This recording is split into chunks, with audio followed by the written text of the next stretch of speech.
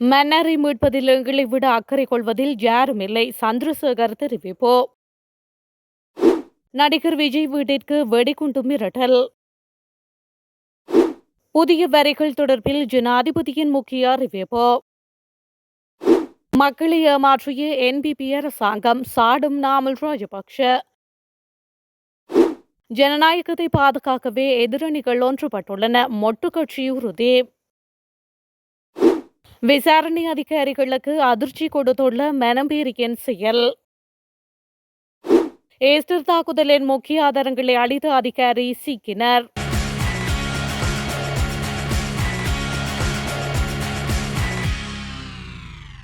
மன்னரை மீட்பதில் எங்களை விட அக்கறை கொள்வதில் யாரும் இல்லை என கடற்தொழில் அமைச்சர் ராமலிங்கம் சந்திரசேகர் தெரிவித்துள்ளார். அவர் மேலும் தெரிவிக்கையில், மன்னார் காற்றாலை நிலையத்தினை நிறுவுவதற்கு மக்களிடம் அனுமதி கேட்டோம். ஆனால் மக்களை சில அரசியல்வாதிகள் குழப்பி போராட்டத்தினை முன்னெடுக்க வைத்துள்ளனர். அவர்கள் யாவர் என்பதை பார்த்தால் முன்னைய காலப்பகுதியில் அதே மன்னார் மாவட்டத்தில் காற்றாலை உற்பத்தி நிலையங்களை திறந்து வைத்தவர்கள்.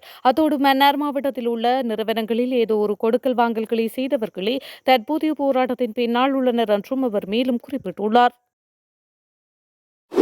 தேசிய மக்கள் சக்தி அரசாங்கத்தினால் சமர்ப்பிக்கப்பட உள்ள வரவு செலவு திட்டத்தில் புதிய வரிகள் விதிக்கப்படாது என ஜனாதிபதி அனுரகுமார திசாநாயக்க தெரிவித்துள்ளார்.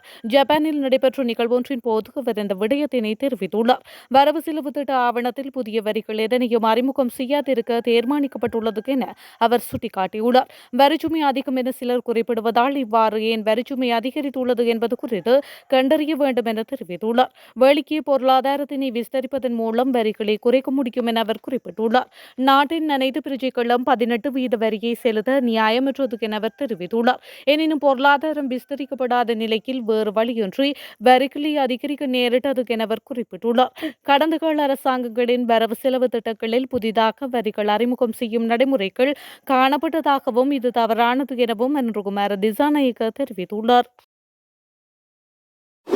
ஜனாதிபதி அனுரகுமார திசாநாயக்க தலைமையிலான என்பிபி அரசு பொய் வாக்குறுதிகளை அளித்து மக்களை ஏமாற்றியுள்ளது.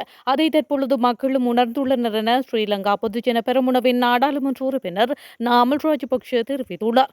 இது தொடர்பில் ஊடகங்களிடம் அவர் மேலும் கூறுகையில், திருடனும் மக்களோடு இணைந்து திருடனை பிடிப்பது போல் தான் என்பிபி அரசும் செயல்படுகின்றது.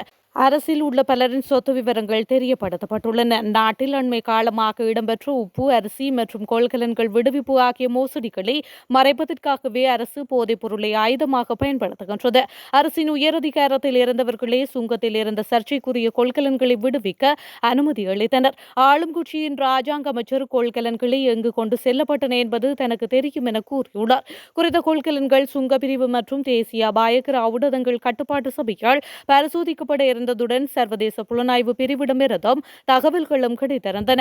இந்த நிலையில் அவை விடுவிக்கப்பட்டுள்ளன. அரசு தொடர்ந்து மீது குற்றம் சுமத்துவதை விடுத்து போதைப்பொருள் அடக்கிய 2 கொள்கலன்களையும் சோதனையிடப்படாத ஏனைய 323 கொள்கலன்களையும் விடுவிக்க அனுமதி அளித்தது யார் என்பதை விரைவில் வெளிப்படுத்த வேண்டும் என்று நாமல் மீண்டும் கேட்டுக் கொண்டுள்ளார். கிளைக்கு எதிரணிகள் ஒன்றுபட்டுள்ளன என்று ஸ்ரீலங்கா பொதுஜன பெரமுன கட்சியின் பொதுச் செயலாளர் சாகர காரியவசம் தெரிவித்துள்ளார். இது தொடர்பில் ஊடகங்களிடம் அவர் மேலும் கூறியதாவது, ஜனநாயகத்தை மதிக்கும் கட்சி என்ற வகையிலேயே எமது கட்சி ஐக்கிய தேசிய கட்சியின் ஆண்டு விழாவில் பங்கேற்றது. கட்சியின் சார்பில் பொதுச் செயலாளர் என்ற அடிப்படையில் நான் பங்கேற்றிருந்தேன். எமது கட்சிக்குரிய தனித்துவங்கள் மற்றும் கொள்கைகளை பாதுகாத்தபடியே நாம் பயணிக்கின்றோம்.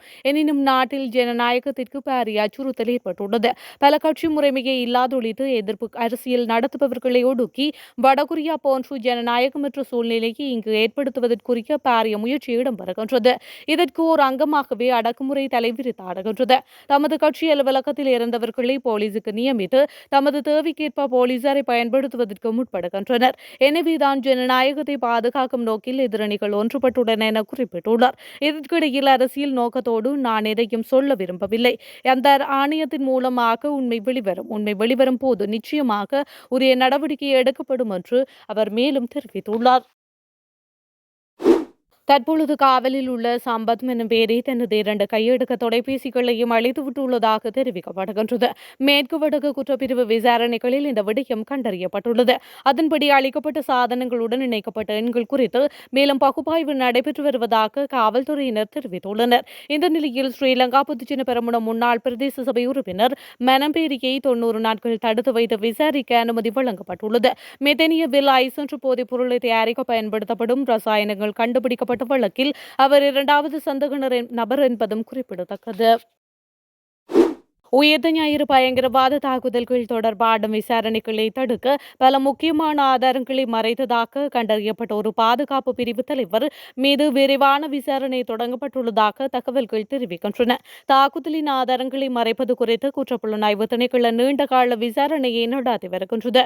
இந்த நிலையில் சம்பந்தப்பட்ட பாதுகாப்பு பிரிவு தலைவர் ஆதாரங்களை மறைக்கும் பணியில் ஈடுபட்டுள்ளதாகவும் சாட்சியங்களை மாற்றுவதில் அவருக்கு கீழ் உள்ள அதிகாரிகளுக்கு உதவியதாகவும் தெரியவந்துள்ளது. இதன்படி குறித்த விடயம் தொடர்பில் நீதிமன்றத்தில் முறைப்பாடு அளித்த பிறகு சம்பந்தப்பட்ட அதிகாரி விசாரணைக்காக குற்றப்புலனாய்வு திணைக்களத்திற்கு வரவழைக்கப்பட்டுள்ளதாக கூறப்படுகின்றது. புதுமுக அரசியல் கட்சியான தாவேகாவினதும் நண்பர் விஜயினதும் அரசியல் பயணம் துயரம் மிகுந்த இந்த உயிர் தியாகங்களின் மீது உறுதிமிக்கதாகவும் மக்கள் மயப்பட்டதாகவும் வலுவாக கட்டமைக்கப்பட வேண்டும் என நாடாளுமன்ற உறுப்பினர் சிவஞானம் ஸ்ரீதரன் தெரிவித்துள்ளார். தமிழகத்தின் கரூர் வேலுச்சாமிபுரத்தில் நேற்று நடைபெற்ற தமிழக வெற்றி கழகத்தின் அரசியல் பேரணியில் ஏற்பட்ட கூட்ட நெரிசலில் சிறுவர்கள், பெண்கள் உட்பட 40 பேர் உயிரிழந்த சம்பவம் தொடர்பில் இலங்கை தமிழரசு கட்சி ஆழ்ந்த இரங்கலை வெளியிட்டுள்ளது. இலங்கை தமிழரசு கட்சி சிவஞானம் ஸ்ரீதரன் விடுத்துள்ள இரங்கல் செய்தியில் மேற்குறித்தவாறு அவர் குறிப்பிட்டுள்ளமைக்கும் குறிப்பிடத்தக்கது. அண்மையில் வேலிகம பகுதியில் உள்ள ஒரு தங்குமிடத்தில் கண்டுபிடிக்கப்பட்ட போதைப்பொருள் மாதிரியில் இந்த நாட்டில் ஐஸ் அல்லது மெத்தமேட்டங்களை விட ஆபத்தான போதைப்பொருள் தயாரிக்கப்பட்டிருப்பது தெரியவந்துள்ளது. சோதனையின் போது ஒரு வெளிநாட்டு இளைஞரும் கைது செய்யப்பட்டார். மேலும் போதைப்பொருள் தயாரிக்க பயன்படுத்தப்படும் மூலப்பொருட்கள் மற்றும் உபகரணங்கள் சம்பவ இடத்தில் கண்டுபிடிக்கப்பட்டன. மாதிரிகள் மேலும் சோதனைகளுக்காக அரசு பகுப்பாய்வாளர் துறையிடம் ஒப்படைக்கப்பட்ட பின்னர் நடாத்தப்பட்ட முதற்கட்ட சோதனைகளில் சம்பவ இடத்தில் கண்டுபிடிக்கப்பட்டது ஐஸை விட ஆபத்தான புதிய போதைப்பொருள் என்பது தெரியவந்தது. அடுத்த சில நாட்களில் தொடர்புடைய அறிக்கை வெளியிடப்படும் என்று எதிர்பார்க்கப்படுவதாக காவல்துறையினர் மேலும் தெரிவித்துள்ளனர். நாட்டில் மின்சார கட்டணங்கள் அதிகரிப்பதற்கு திறனற்ற வீட்டு உபயோகப் பொருட்கள் ஒரு முக்கிய காரணம் என்று இலங்கை நிலையான எரிசக்தி ஆணையகம் எச்சரித்துள்ளது. கொழும்பில் ஊடகங்களுக்கு கருத்துரைத்த ஆணையகத்தின் பணிப்பாளர் கர்ஷன விக்ரமசிங்க 10 ஆண்டுகளுக்கு மேலான குளிர்சாதன பெட்டிகள் மற்றும் காலாவதியான குளிரூட்டிகளுக்கு அதிக மின்சாரம் தேவைப்படுகின்றது என்று ஆய்வுகள் காட்டுவதாக குறிப்பிட்டுள்ளார். மேல் மாகாணத்தில் மட்டும் 1 குளிர்சாதன பெட்டி பயன்படுத்துவதற்கு பொருத்தமற்ற நிலையில் உள்ளது.